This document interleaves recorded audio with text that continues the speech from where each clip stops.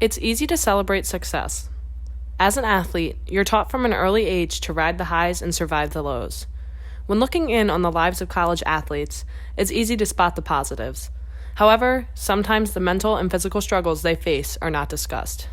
There's a stigma around mental health within athletes specifically because we're taught to be strong, we're taught to work hard, we're taught to get through it. And I also think that there's a huge stigma around being like a mental player. I think that sometimes a player might be judged on how they act when they might be having a bad day. The demanding lifestyle of a student athlete can become very overwhelming, and people sometimes find themselves struggling in ways they aren't used to.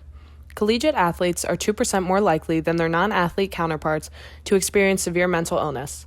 Recently, Stanford University star women's soccer player Katie Meyer took her own life under stresses of being a high-performance Division I athlete.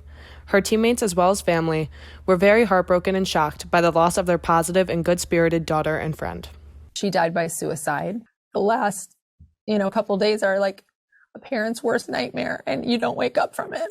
So it's just horrific. The close-knit family spoke often. Their final conversation with their daughter was just hours before she took her own life. She was excited.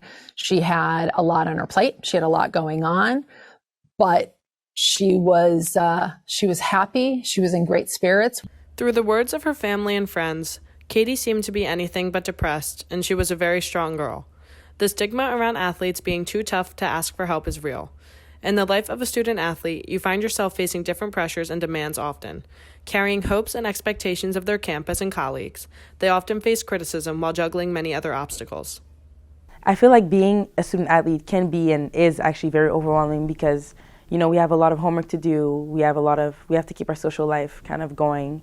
And being able and trying to keep up with all the traveling and, practice, film, and everything, and still be focused when you're performing your sport during practice is very hard, especially when, you don't play a lot. For people that don't play a lot, like me, I didn't play a lot. So it was even more overwhelming because I was trying to figure out ways to play and fit everything between, social life, homework, restaurant, family, friends, and everything. Another common issue athletes find themselves facing is injury.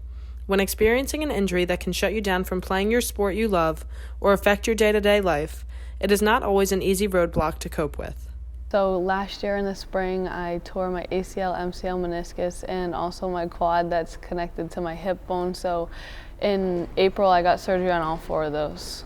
As an athlete, you identify, yourself as an athlete, and although people say you're so much more than an athlete, and you find those things within yourself that you are more than an athlete, that's still a part of who you are, especially when you're in college and you're coming to the end. You want to hold on to those moments as much as you can. So when I got injured, I was just kind of taken back by the aspects that I didn't appreciate, being able to get away from my social life, my school, my family, whatever may be causing me stress, that outlet was taken away. So I think that's something that before I never really appreciated. Sacred Heart Athletics has created a program called Heart to Heart in which athletes raise awareness about the importance of mental health in college athletes.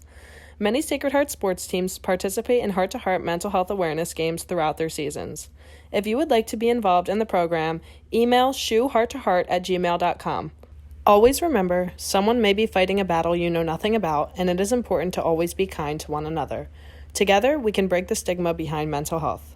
For The Pulse, Carly Strummel, Fairfield, Connecticut.